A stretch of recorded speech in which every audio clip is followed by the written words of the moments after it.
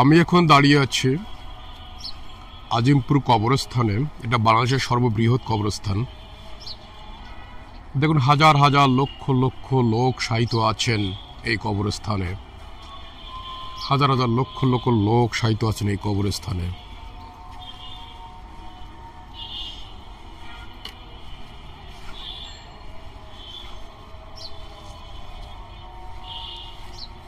অনেকের বাবা মা সন্তান খুব কাছের প্রিয়জনগুলো কিন্তু শায়িত আছে এখানে। অনেক ডাক্তার, ম্যাজিস্ট্রেট, ব্যারিস্টার, ইঞ্জিনিয়ার, বড় বড় রাজনীতিবিদ, সর্ববৃহৎ বাংলাদেশের ক্ষমতাধর মানুষগুলো কিন্তু শায়িত আছেন এখানে। এরা কিন্তু আর পৃথিবীতে কখনো আর ফিরবে না। এরা কখনো আর পৃথিবীতে ফিরবে না। এই জায়গায় কিন্তু ঠিক এই মাটিতে আপনারা যারা ভিডিওটি আমার দেখছেন, আমি যে ভিডিওটি করছি, আমি যে কন্টেন্ট তৈরি করছি, আমি কিন্তু একদিন শায়িত হব। হয়তোবা এই আজিমপুর কবরস্থানে শায়িত হব না, হয়তোবা আমার পারিবারিক কবরস্থানে বা অন্য কোথাও এই মাটির সঙ্গে কিন্তু আমি মিশে যাব, আপনারা মিশে যাবেন। দেখুন,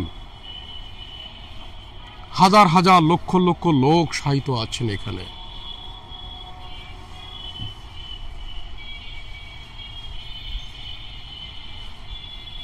জীবনের কি পাওয়া, কি চাওয়ার জন্য আমরা এত বেকুল থাকি।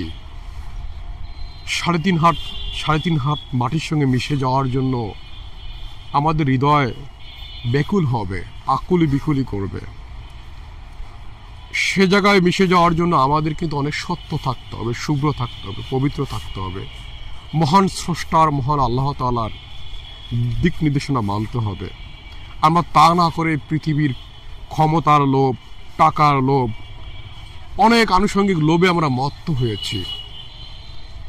পৃথিবীতে আমরা ভুলে গিয়েছি যে আমরা একদিন মারা যাব, আমাদের একদিন শেষ আছে, বিনাশ আছে।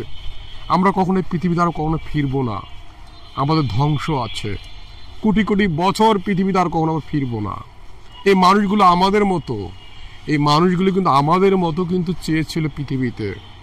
আমাদের মতো তাদের চাওয়া ছিল গাড়ি বাড়ি, অট্টালিকা, স্বপ্নের সারথি নিয়ে বহু দূরে পথ চলবে, বহু দূরে থাকবে। তারাও ভেবেছিল যে কোটি কোটি বছর হয়তো তাদের পৃথিবীতে থাকবে।